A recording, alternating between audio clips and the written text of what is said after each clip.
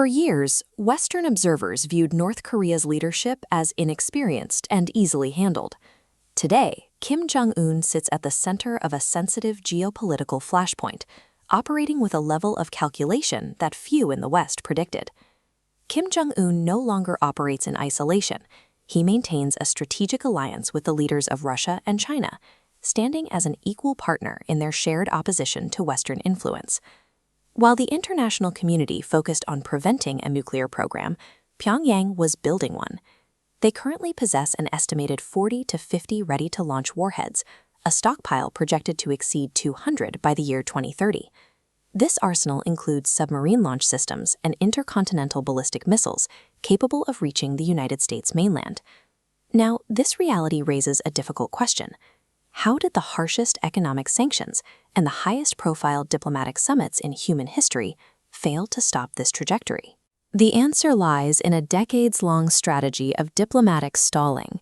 By keeping the West occupied with cyclical negotiations and broken promises, North Korea bought the one resource it needed to perfect its weapons: time.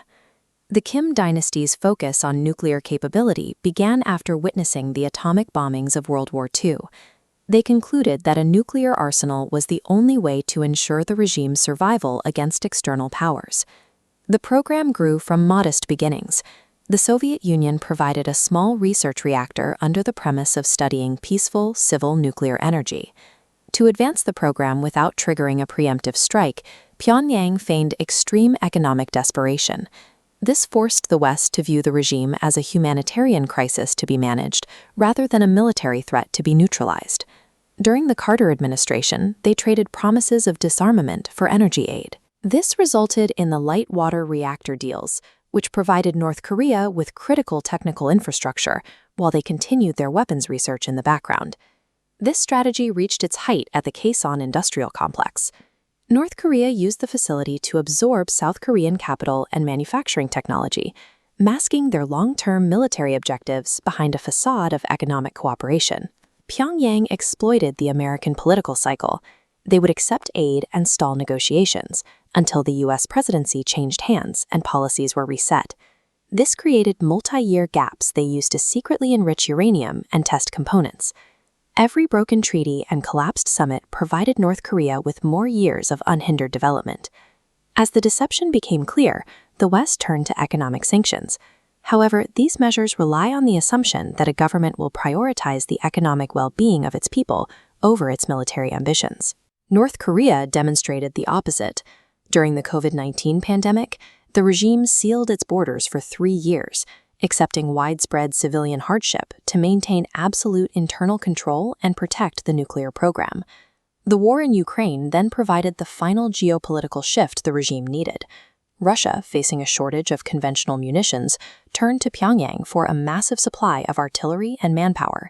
In return, Russia provided the advanced engineering North Korea had struggled to master, specifically the targeting systems for ICBMs and submarine launch technology. This technological exchange bypassed decades of Western containment, allowing North Korea to finalize its most advanced weapon systems in a fraction of the expected time. The completion of this arsenal has changed the strategic landscape. A preemptive strike to eliminate these weapons is no longer a viable military option due to the sheer volume of missiles involved. Missile defense is a matter of probability. It takes 4 U.S. interceptors to reliably destroy a single incoming ICBM. With North Korea possessing an estimated 50 active missiles, the math shifts. Their arsenal now overwhelms the capacity of the United States defense shield. This risk has forced a regional realignment. Japan and South Korea, despite historical tensions, have formed a unified military front with the U.S. to manage the threat. This has created a new, dangerous doctrine. Because the North Korean regime knows it cannot win a conventional war against this combined alliance, their strategy relies on the threat of using nuclear weapons first. By appearing at military events with his daughter, Kim Jong Un is signaling that the nuclear program is a permanent fixture of the regime, intended to be passed down to a 4th generation of leadership. The era of trying to negotiate away North Korea's nuclear capability has ended. The international community must now adjust to the reality of a permanent, nuclear-armed state on the Korean peninsula.